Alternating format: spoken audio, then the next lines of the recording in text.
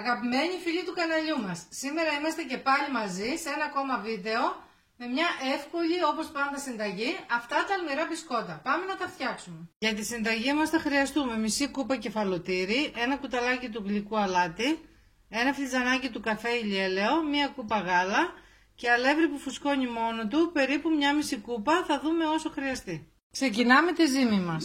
Βάζουμε το γάλα, το λαδάκι, το αλάτι, το κεφαλοτήρι και ξεκινάμε το αλεύρι. Λοιπόν, η ζύμη είναι έτοιμη, μια μισή κούπα αλεύρι όπως είπαμε. Τώρα ανοίγουμε τη ζύμη μας και με ένα ποτήρι κόβουμε στρόγγυλα σχήματα.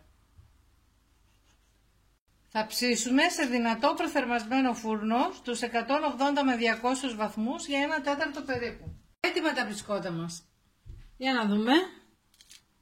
Τραγανά όπως πρέπει. Είναι ένα υπέροχο σνακ στο γραφείο, στο σχολείο, ακόμα και συνοδεία για τον καφέ σας. Αυτά φίλοι μου για σήμερα, ραντεβού την άλλη εβδομάδα. Γεια σας!